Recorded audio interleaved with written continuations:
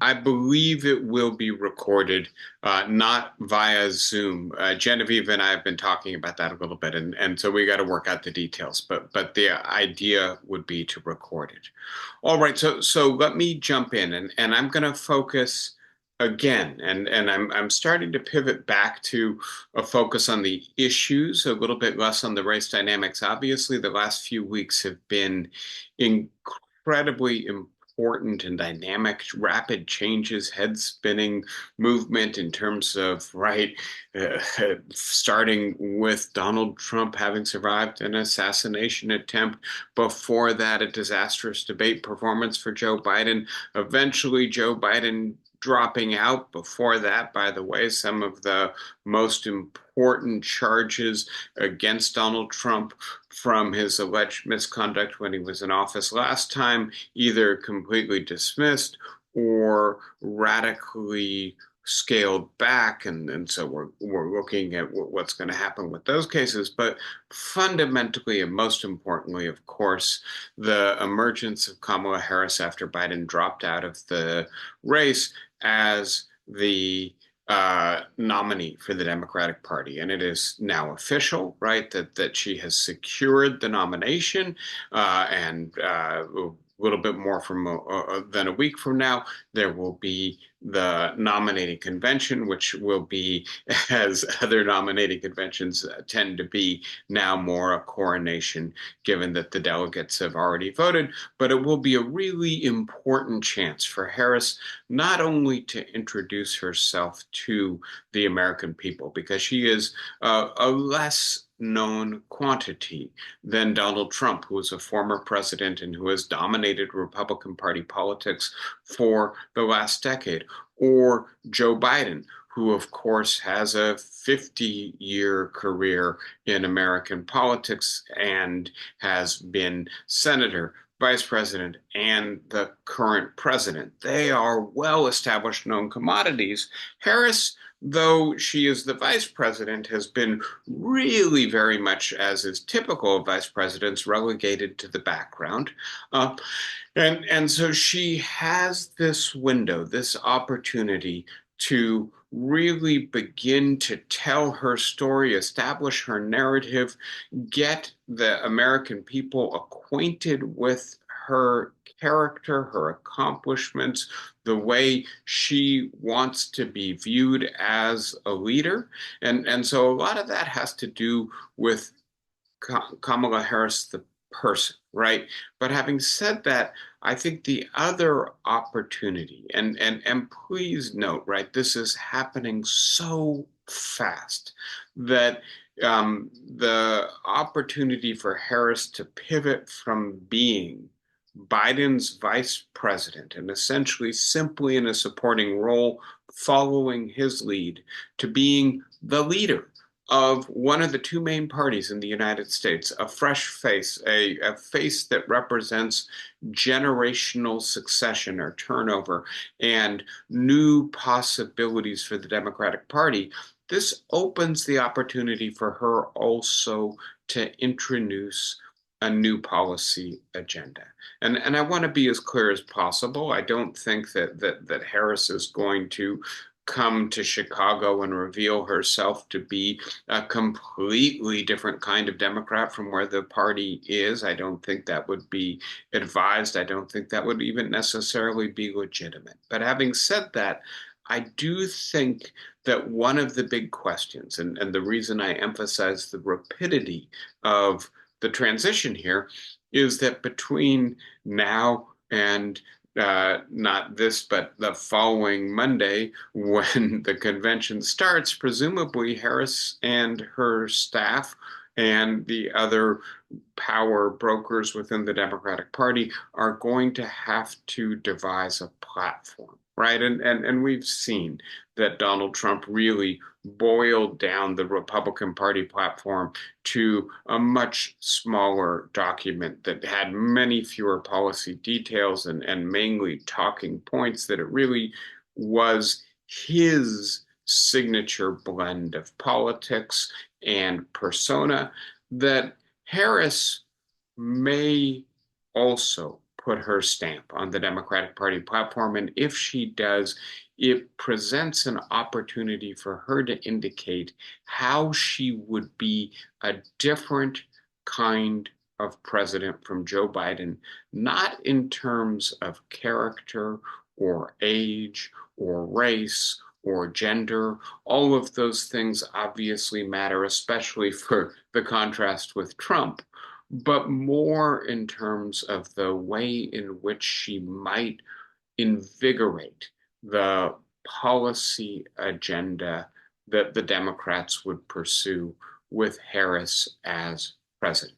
By the way, of course, the other big news of the last week is that she chose her vice president, Tim Walz, and we will speak more about him and the contrast with J.D. Vance in a few minutes. But today, I want to return to the question I started to set up at the end of last week's class, which is, can our politics save us from our institutions in 2024? And of course, that's an inversion of a question I asked a little bit more than a month ago, or really a suggestion I made, which is that our institutions probably can't save us from our politics in 2024, whether we're talking about the parties. And by the way, maybe the Democratic Party is a little healthier today than it was 6 weeks ago when I posed that provocative question, or our media system, which is fractured, right, and presenting us utterly discrepant views of the social and political world, and making it very difficult for us to have conversations that start from a shared basis in reality, or our Constitution and the system of checks and balances, which was substantially weakened by the Supreme Court in its decision on July 1st. And then judicial accountability seems to have been further undermined by some recent decisions in terms of Trump's criminal culpability for what he allegedly did, for instance, retaining classified documents and jeopardizing national security. In all of these respects, if in 90 days we choose to elect a person who wants to use the powers vested in the office of the President of the United States to fundamentally purge the executive branch from people who are not loyal to him, to go after his opponents and those in the press who are critical of him, using the Department of Justice to target them for expensive and potentially dangerous investigation and prosecution. If he decides to really try to round up immigrants and use military force on American soil in the way that the people who served most loyally in his first administration and anticipate staffing a second Trump administration have clearly outlined that they hope he will, there may be very little to prevent him from following his worst instincts and implementing those kinds of policies as outlined in Project 2025. So my question today is, might our politics actually save our institutions, right? Save us from their limitations, but ultimately contribute to repairing and restoring the health of liberal constitutional democracy in the United States for the 21st century.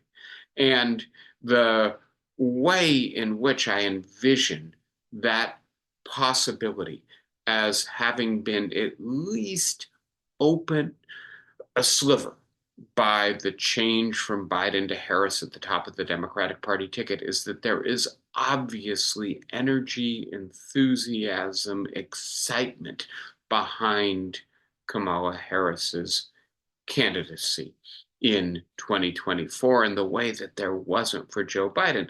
And so the possibility that energy could carry Harris through November 4th could give her a substantial victory, could allow her to build a mandate for governing, might even translate into Democratic control of the House and retention of the Senate, might therefore allow Harris to legislate somewhat aggressively on the basis of the mandate that she secures in this election. And I want to be as careful as possible here.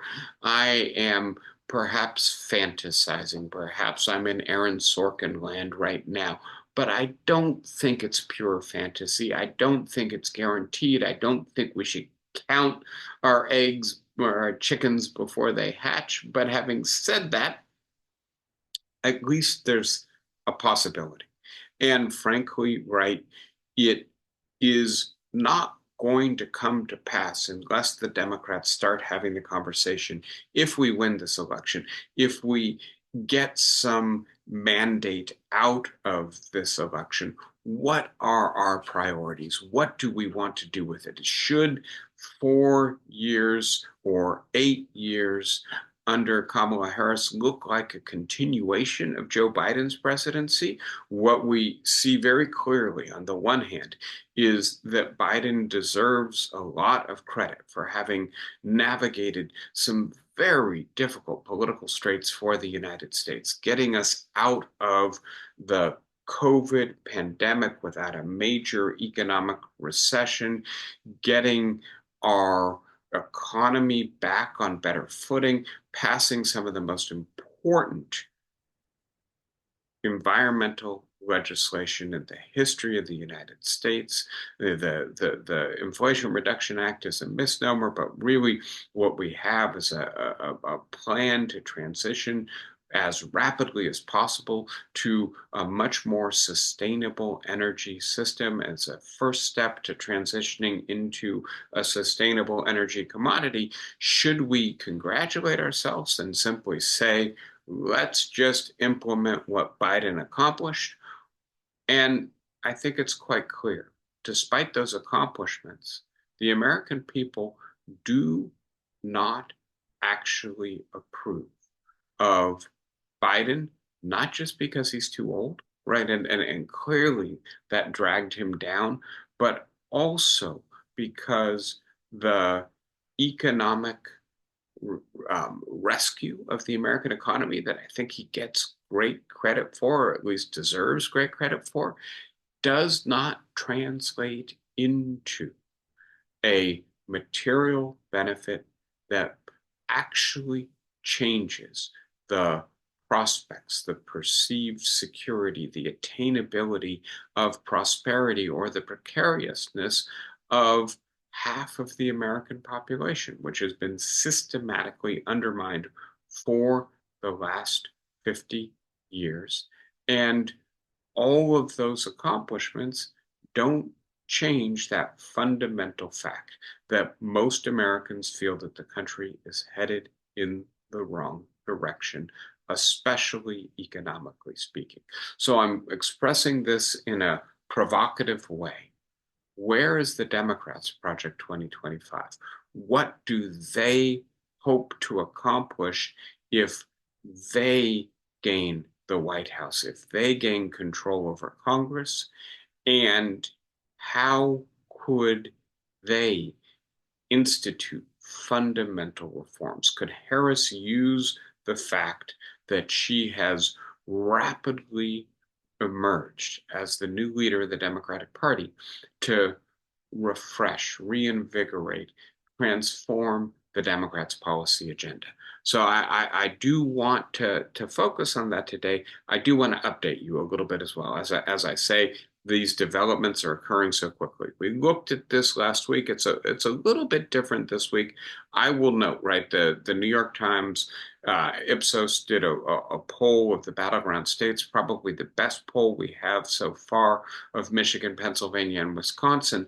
Those results have not yet made their way into the models. And so what you see is that in terms of our best understanding of the likely outcomes of the electoral college vote, this race is incredibly close and very much a toss-up. That is a major change from where it was a few weeks ago when there was a 5 in 6 chance that Trump would be the next president of the United States. But having said that, it is still quite close. There is some momentum in Harris's direction. Please note again that this is a very short duration. This is a essentially less than 2 week period that this diagram is measuring. But Harris clearly is consolidating a position that allows her to make this election highly competitive and maybe even tilt in her favor a little bit. We know that she has gained in popularity. Some of the most recent polling suggests she's close to net zero, right? As many people like her as dislike her. Please note that that really hasn't been the case since 2022. And by the way, that has not been the case for Donald Trump since the beginning, since 2016, right? And so Harris is more popular, and maybe she's just enjoying a honeymoon. It may be that this reflects her intrinsic strength as a candidate, that she has more charisma, more savvy, a better capacity to communicate, a better capacity to articulate a hopeful vision for the future of the United States than people had given her credit for, in part based on her performance in 2018 and 2020. But let me add something else that I think is extremely important. And so I think, right, we talk a lot about vibes in 2024. And I think this is a way of reflecting the importance of affect, of emotion in our perception of the nature of our social reality and in then the way we end up behaving politically. And I think it reflects the fact that more and more people are getting the information and the frame that they use to shape their perception of social reality, which is incredibly complex and involves always interpretation. It's not like saying, there's some books behind me, right? That's something that we can verify. What is the economic direction of the country, right? Well, we have a whole bunch of data on that, but do you pay more attention to the employment rate, the inflation rate, the mortgage rate, the rate of job creation? Well, all of those things are true, and it's not clear which one matters more or less. And so we're interpreting social reality in order to evaluate it. And our interpretation is increasingly shaped by social media. Social media is governed by algorithms, right? We've talked a lot about this in the past. That is to say, by highly complex programs running artificial intelligence designed to capture your attention. And it turns out that one of the best ways that, whether it's TikTok or Facebook or what we used to call Twitter and now call X or Instagram or YouTube, right? One of the best ways they have of maintaining their business, which fundamentally involves getting us to spend time on their platforms, is by working our emotions by making us feel anxiety, anger, joy, titillation, right? And so it's strong emotions that tend to capture our attention, and there's this competition between these platforms to get us to pay attention, and that means that they are very often amplifying the effective right dimension of what we're seeing. The creators of content are also competing to get us to pay attention to them. And all of that is to say, right, we live in a moment where our emotions are being amplified by algorithms, and the emotional component of the evaluation of our social reality seems to me to be much more important than it has been in the past. And here, getting back from that long digression to Harris, I want to suggest that Harris is much better than Joe Biden at tapping into the energy of the online progressive group that is strongly anti-Trump, that has been activated for the last decade. I'll talk more about specific organizations, but right now I think I want to leave it amorphous, in part because really this is a spontaneous, grassroots, horizontal phenomenon, right? It is ordinary people using ordinary social media devices to determine what they think, how they feel about their candidates. And clearly, the people who are using social media to discover what they think about politics, we've talked about them as the people who the news finds them as opposed to they find the news, are much more excited about Harris than they were about Biden. And it's not just that this gives her an energized base, gives her large turnout of excited, amped up people at her rallies, and that translates via mainstream media into a sense here is not just a viable, but a vibrant candidate who has the base really rallying behind her. And so that starts to have an aura or a halo effect. Maybe she really is going to have the wind in her sails heading into the election. It also is, I think, bedeviling Donald Trump and his campaign, because Trump has been a master of this new media environment for the last decade.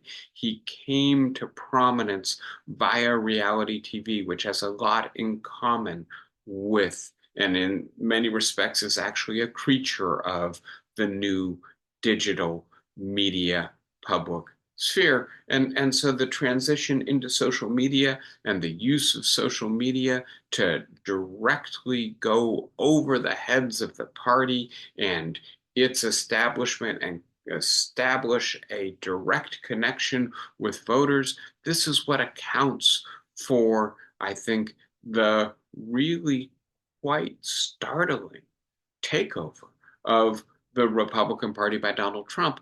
And he's been used not only to having that connection with his base, but to being able to control the news cycle, the overall media environment, what many people call the attention economy, often by being outlandish, outrageous, controversial, by doing things that command attention.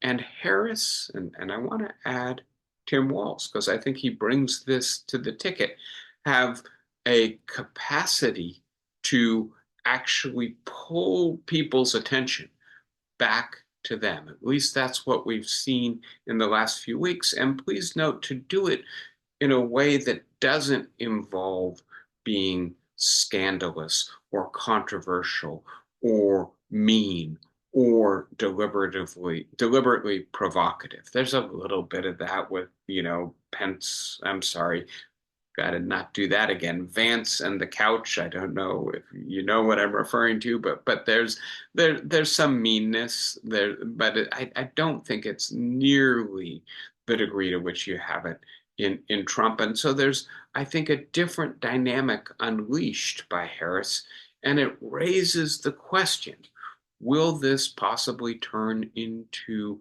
the kind of mobilized, incipient social movement that Barack Obama rode to the White House in 2008? And if you remember, right, there was Americans for Obama, which involved people meeting in their houses and small donors giving online. It then got converted into Organizing for America, which in many ways really routinized or bureaucratized what had been a spontaneous civil society based social movement supporting Obama. I wonder whether Harris may learn the lesson of Obama's eventual regret about having closed down the social movement that was supporting him to convert it into a fundraising apparatus, right? And because frankly, the result was that he was well funded and well supported and won another election, but basically was unable to get much beyond the Affordable Care Act done legislatively. That the idea that you use a crisis to generate a new legislative agenda was not the reality of Obama's presidency. Let me pivot back now a little bit more to what we're seeing from the polls. This is the Times Siena College poll. I misspoke earlier. I said Ipsos. It's Times Siena. And it has a lot of, I think, interesting information in it. It's just out. This poll was conducted over the last 5 days. By the way, I hope you can see this, right? This is not Times Siena. This is an average of a whole bunch of polls to do with Harris's popularity. And she, like I said, she's trending very close to actually having a net favorable rating, right? Biden had this at the beginning of his presidency and in the campaign, but it's been elusive for Clinton, for Trump, obviously. But I think in our era of hyper negative polarization, it's very hard for a candidate to get much better than 55% of the American people having a favorable view of them. And in our anti-incumbent, our milieu of extreme discontent with politics as they are, it's especially hard for a person like Harris, who is ambiguously but still in many respects an incumbent, to have this strong a favorability rating. And as we can see, right, this poll focuses on Michigan, Pennsylvania, Wisconsin, not surprising given what we know about the Electoral College. And what it shows is that, right, in May, 40% of the electorate was not satisfied with the choice of candidates they were presented with. Today, that's down to 25%. It was right about 40% for Democrats. Now it's down to 12%. For Republicans, it was 25% in May. It's still basically 20% today, right? Independents kind of split the difference, but they too are happier with the choice they have. By the way, when we look at the traits and attributes that people see when they look at Harris versus Trump, has a clear vision for the country. People say that is true for Trump. They're still getting to know Harris, but they think that there's at least enough of a clear vision for them to begin to have a sense of where she is. Has the temperament to be an effective president. Harris is 10 points up on Trump. Is honest, again, more than 10 points up on Trump. Is intelligent, more than 10 points up on Trump. I think when you see Trump insulting Harris's intelligence, he's probably reading internal polling data that says that people think she's more intelligent than he is, and I'm sure that's driving him crazy, right? Will bring about the right kind of change.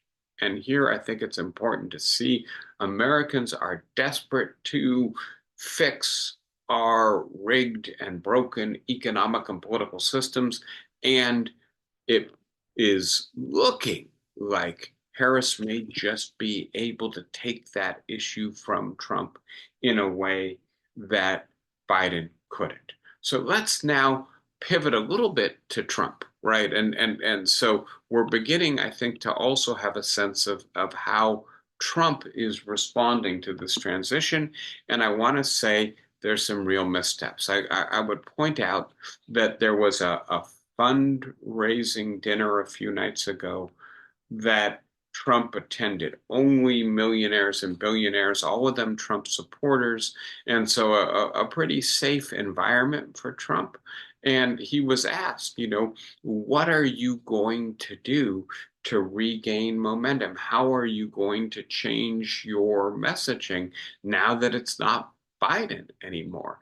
And Trump basically said, and he said this at his press conference at Mar-a-Lago, he said this on the stump as well, that he doesn't plan on changing very much. And the way he put it, because he was being encouraged to tone down the personal attacks and increase attacks on issues to do with policy, his direct quote answer apparently was, "I am who I am." And I do think that there is, some honesty, some candor in that Trump has a brand, that Trump has a connection with his base, that Trump trusts his own judgment and his own gut much more than he trusts advisors and polls and strategists.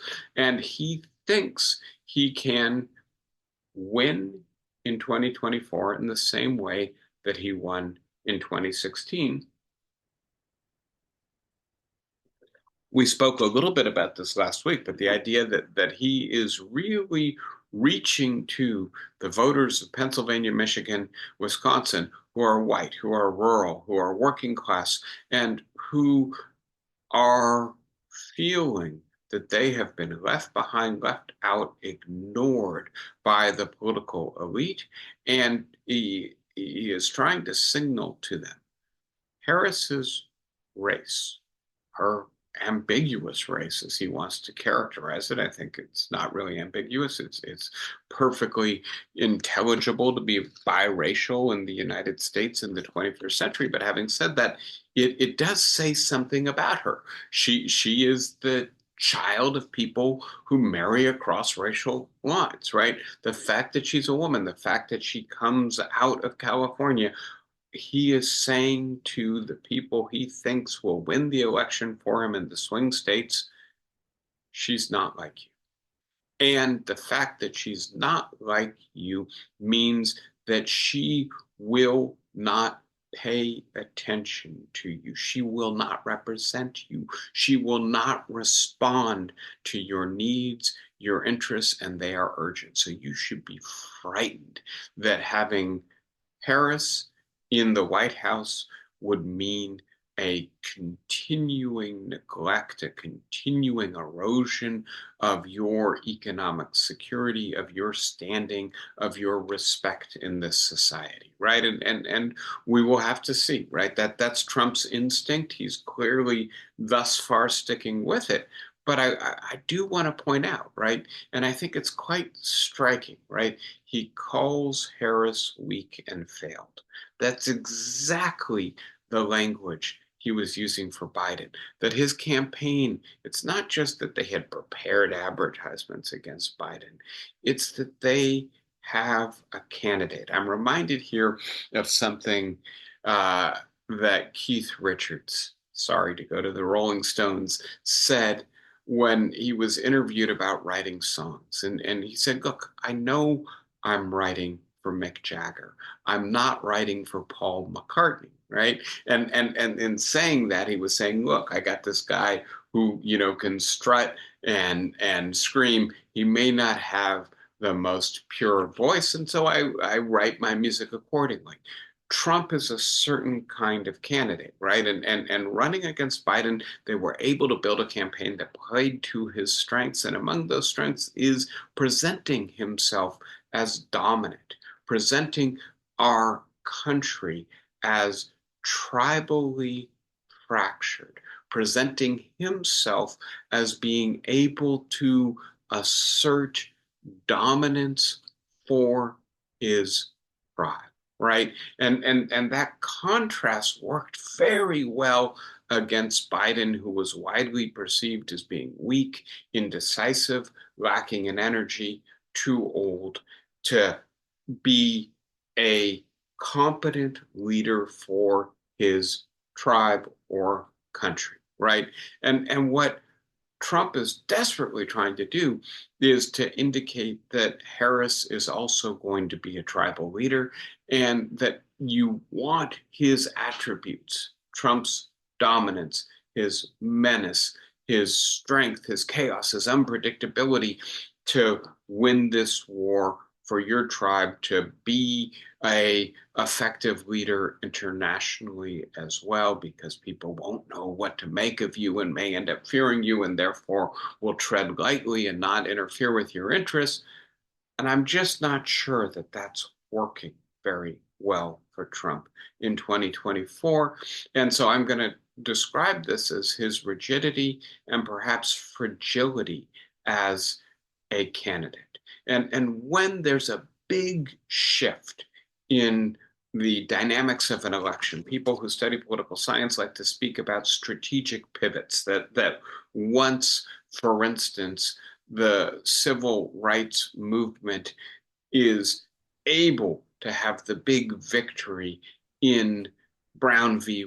Board. It has to pivot to working on federal civil rights and voting rights legislation, move out of the courts and into the legislature, move away from concentrating on the South and Jim Crow and concentrate instead nationally and on racial equality. That really good leadership is able to recognize how to build on a victory to another victory, or how to accept changed circumstances in order to recalibrate the right strategy and the right goals.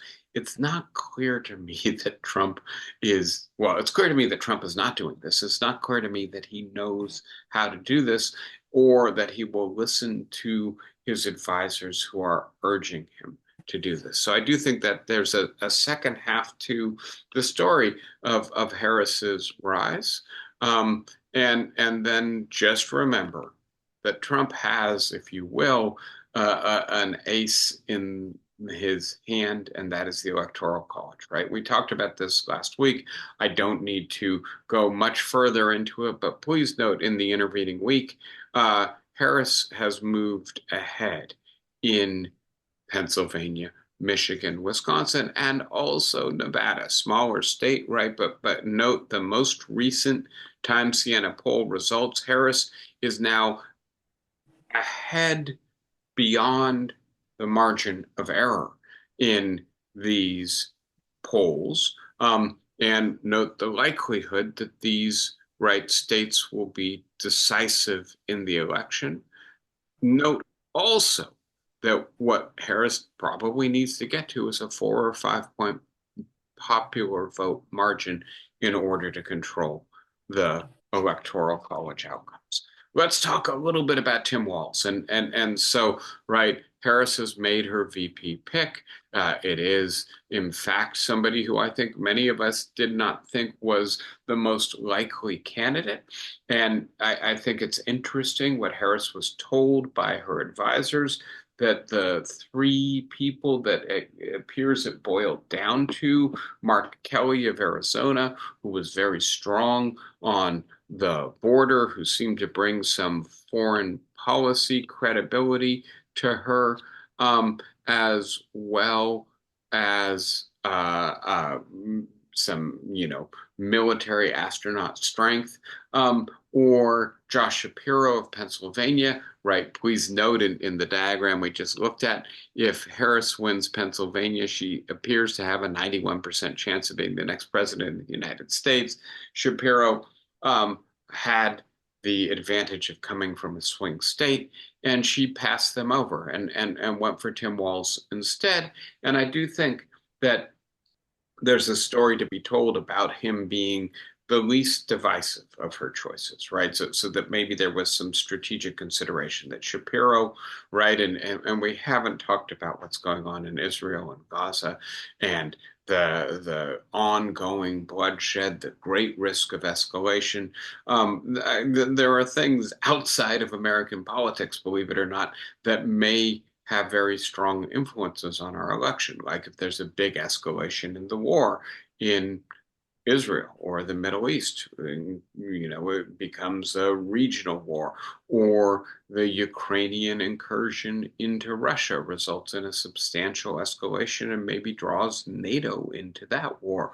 Or Venezuela is deeply destabilized, or the stock market fell off a cliff on Monday.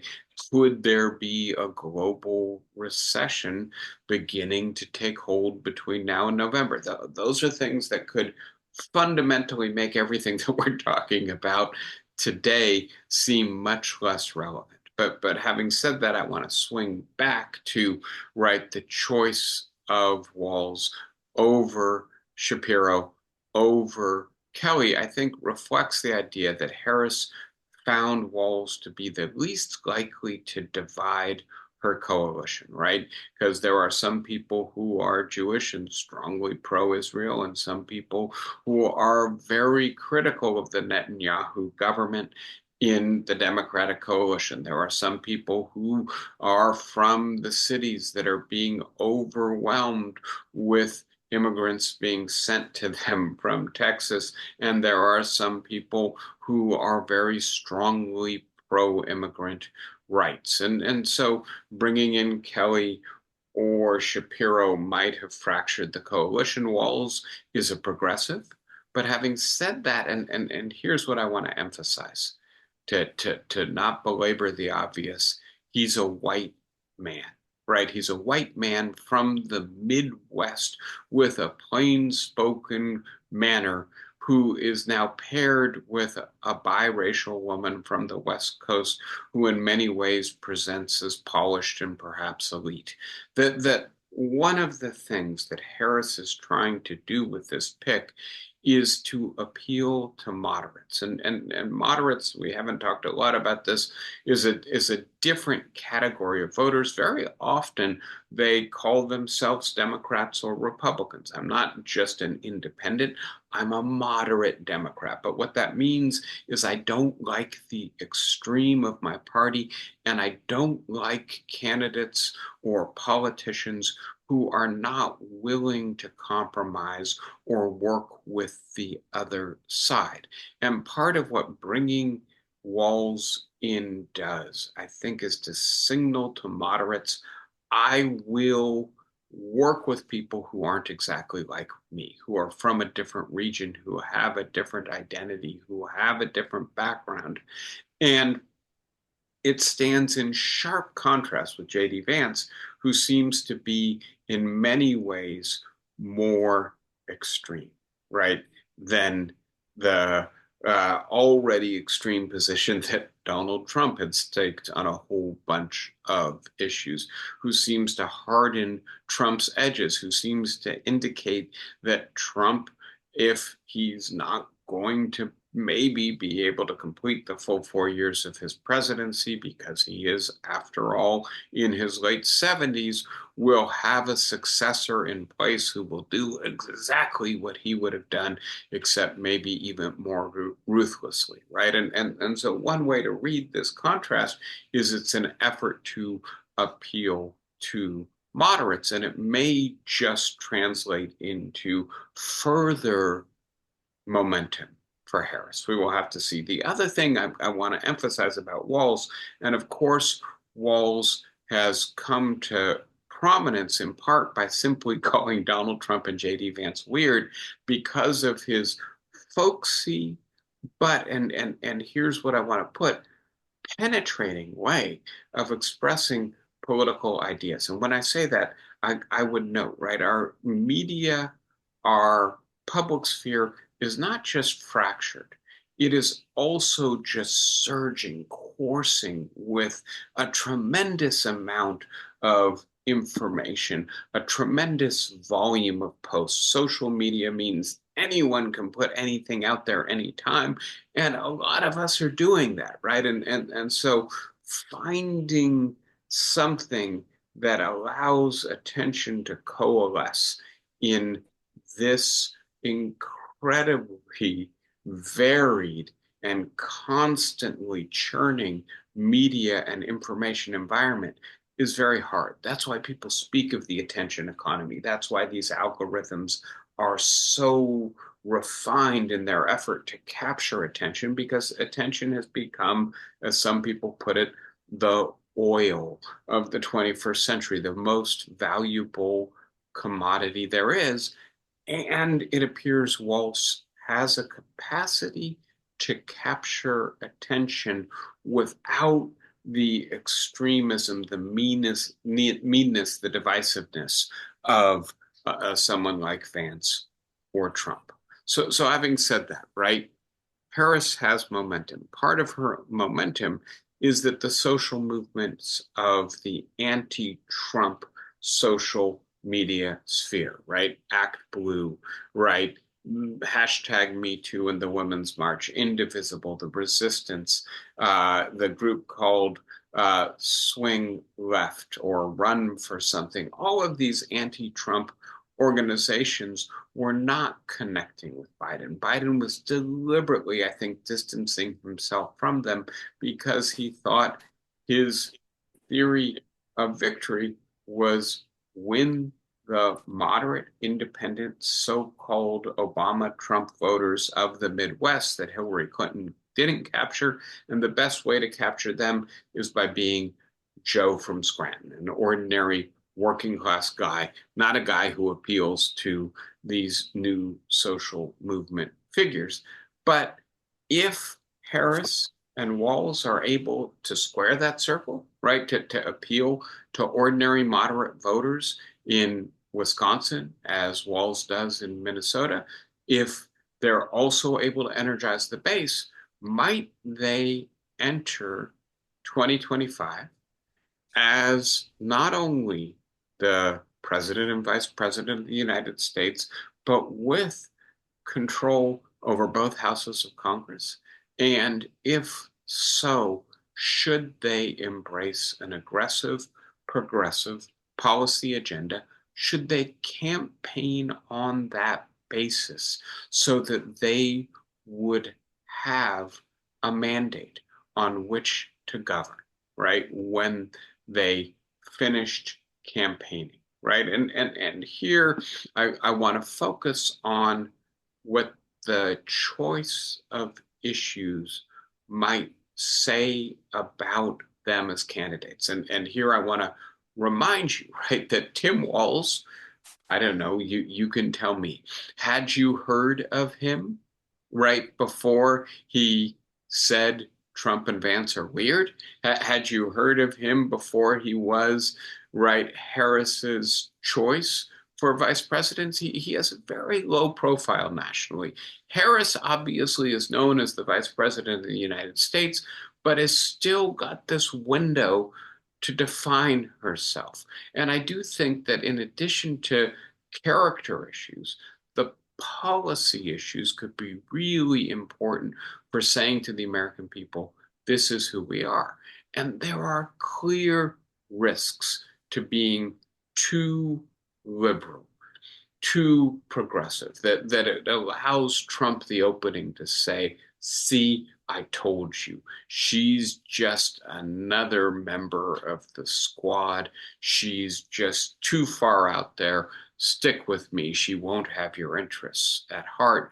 But having said that, and here's where I want to pivot into the more policy stuff, I want us to remember as we think about how strange, how unprecedented, how exciting the current historical moment is. And I think that's real, right? We've never had somebody secure the nomination of their party and then step aside, right? We've never had a biracial woman at the top of the ticket.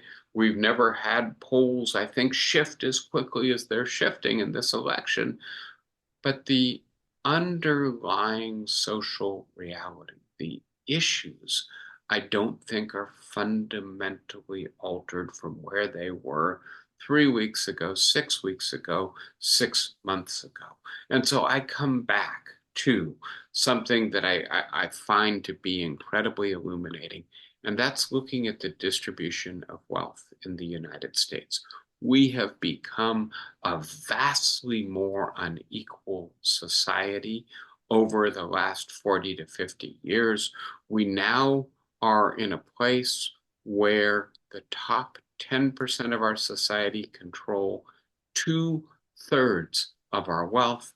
The bottom 50% less than 3% of our wealth. And what that translates into is the bottom 50% having less than $400 in savings on average, right?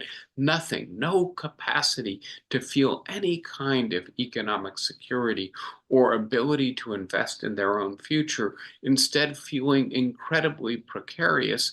And frankly, in the aftermath of sustained inflation, especially around mortgages and rent, more and more people are feeling that the American dream has turned into a nightmare for them. And that is the place, right? The emotional or affective place that Trump comes from. You should be so angry that this system doesn't work for you anymore. And there's a reality to that, which, you know, campaign rallies are not going to be able to overcome. We seem, and you may remember, this goes back to Branko Milanovic, who we've talked about before, the idea of the curse of wealth, that the richer a country becomes, the more unequal it becomes. In the 21st century, Thomas Piketty, others have argued this, Angus Deaton as well, that this has been particularly hard on men, and that our political system has proved amazingly non-responsive to these issues, right? That it's done nothing to assist the people who find that their standard of living, their economic hopes are being undermined or shattered by the current political economy. So that would be the reason, it seems to me, for Harris to really begin to think through what are the policies that I could offer that aren't just a continuation of the Biden policies, but that represent new ideas that have greater credibility. And please note in this context, right, I think she can say two things, maybe it's three, about Trump to differentiate herself. The first is that Trump's signature economic accomplishment, the thing that he wants to make permanent should he get a second term, is a major tax cut for the wealthy. And while, yes, the economy was better when Trump was president, that's not because of his tax cut. That's because there wasn't a pandemic. And because, frankly, what Obama did gave him the conditions for economic success. What Trump did really was to further the inequality of our country, not to address it. His other policy issues, right? You know, putting up tariffs on goods from the rest of the world will make the inflation under Biden look like a blip on the radar map. The idea of building a wall on the border, it may be deeply popular with his constituents. It may be a great way of connecting with their anxiety about their declining racial privilege or the way in which the diversification of America is perceived as threatening to them. But again, I want to suggest that it's not actually going to address the underlying problem.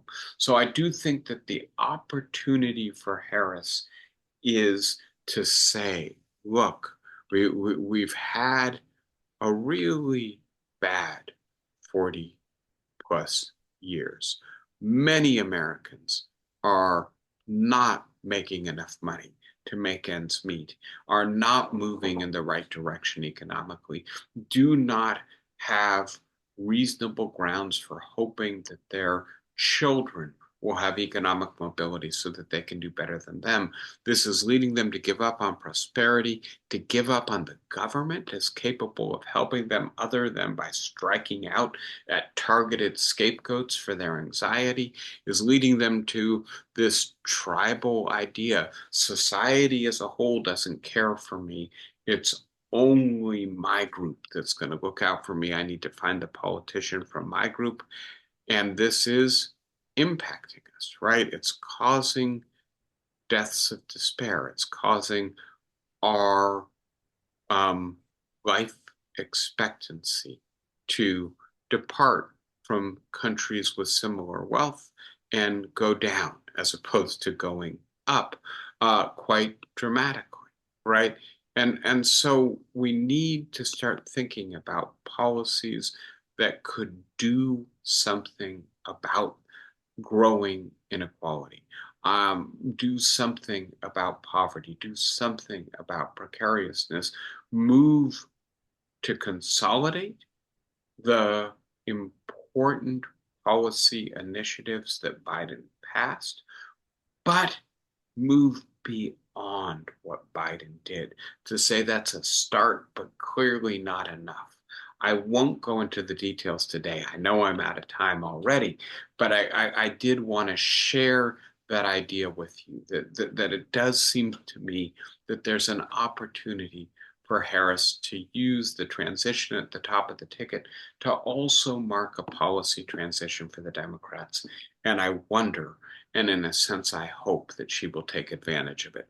Not that it doesn't come with risks, but I think the alternative, to just speak to this for a moment, would be if the Democrats just stay where they are with their policy agenda and they win in 2024 and they just work on administering what Biden has accomplished and doing a little bit more of the same, do they win in 2028?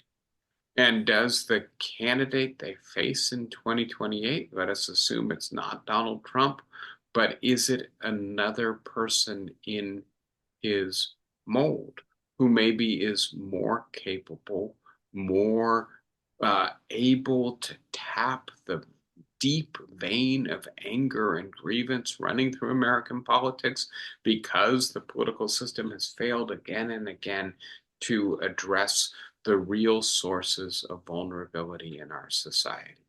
So if we want not just right to keep Donald Trump out of the White House, but to actually begin to take the country in a different, hopefully more cooperative direction.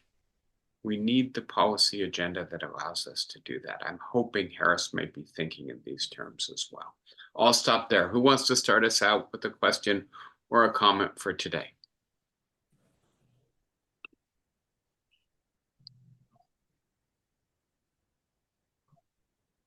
Flossie, go ahead. Unmute yourself, please.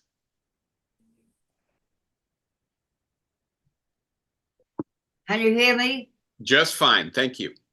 Vote for one who cares for all. That's actually a thought. That's poetic. Thank you. Did you coin that yourself, Flossie? Okay. But she's going to leave it with dramatic poetic flair. Vote for one who cares for all. Thank you. And maybe straight from your lips to Harris's ears to a campaign slogan.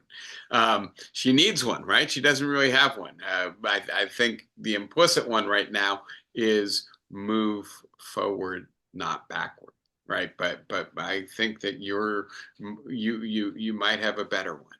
Okay, who else wants to come in? Any other candidates for a slogan or thoughts about either the current dynamics in the race, the fragility of Donald Trump that seems to be increasingly on display, or the potential policy agenda for a Harris-Walz administration? We No, we we I'm all not used to this. Benita, go ahead. we all love to dance with Pamela and Waltz. To waltz with the ticket. I hadn't heard that one either. Thank you, Benita. And anyone else? All right. Well, I'm not used to this, but I think I better let you go. And by the way, I look forward to seeing everybody in person next week. Be well, take care. Like I said, save some good weather for me. I will be there with you in 7 days. Bye bye, everybody. Thank you as always.